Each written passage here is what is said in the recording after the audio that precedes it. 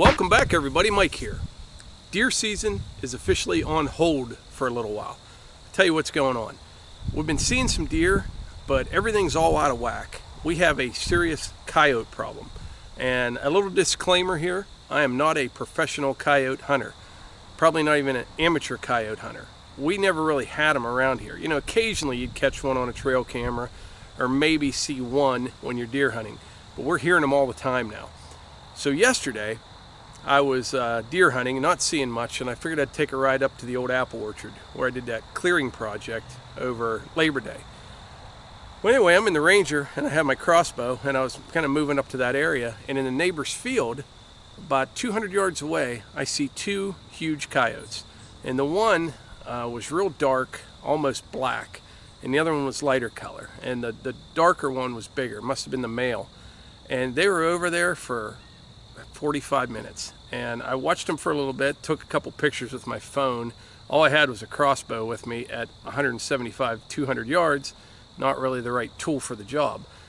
So the real dark one, it keeps like hopping up and down and pounding on the ground. They call it mousing, where he's trying to get little critters to, you know, mice to come out of holes or whatever. And the other one was just laying down. So I thought, you know what, I'm going to try something. So I just left. I went back to the house. I had this side-by-side over there, and I traded my crossbow in for a rifle. I go back over, and the darn things were still there. And it was about 200 yards across that field, and I parked, you know, about 100 yards from the edge of the field. So, you know, I parked the Ranger about 300 yards away from them, and I started walking. And then when I could see them, I started crawling on the ground, and I was keeping a tree in between me and the coyotes. And I wanted to get to that tree and use it as a rest. And I got to within 3 or 4 feet of that tree and keeping the coyotes directly on the other side of it, but out like 200 yards. And I just stood up real easy, and here those things had moved over to the right, and they were both looking at me. So I pulled up, and it was offhand. I was in a weird position. I missed. I was devastated. It tore me up. I had dreams last night about coyotes. So tonight I'm going to try something a little bit different. I'm going to go up to the old apple orchard. They're around. I've got myself a rabbit in distress call. Like I said, I am not a professional coyote hunter, but these ones seem to be pretty aggressive, and they're packed up, and they're kind of overconfident. So hopefully that will be their downfall. So I only got about an hour and a half of daylight left, so I'm going to head over there and just get all camoed out, hunker down by in some brush, and see if a crying rabbit will bring in a coyote. Who knows what'll happen. I'll probably see a monster buck tonight since I'm hunting coyotes and not deer, but whatever. So I'll see you in a bit.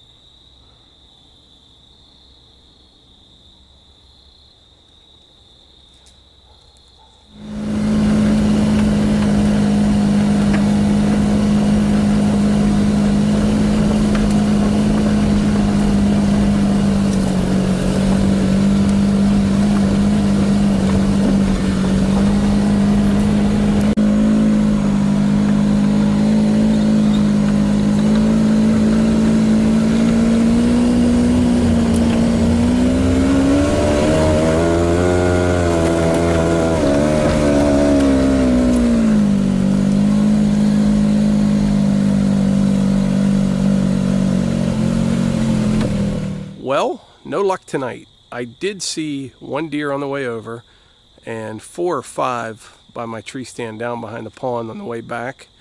Probably should have been deer hunting tonight, but I'm going to get a coyote or 2. That's the goal.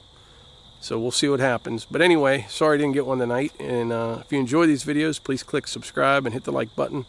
And I will talk to you soon. Thanks.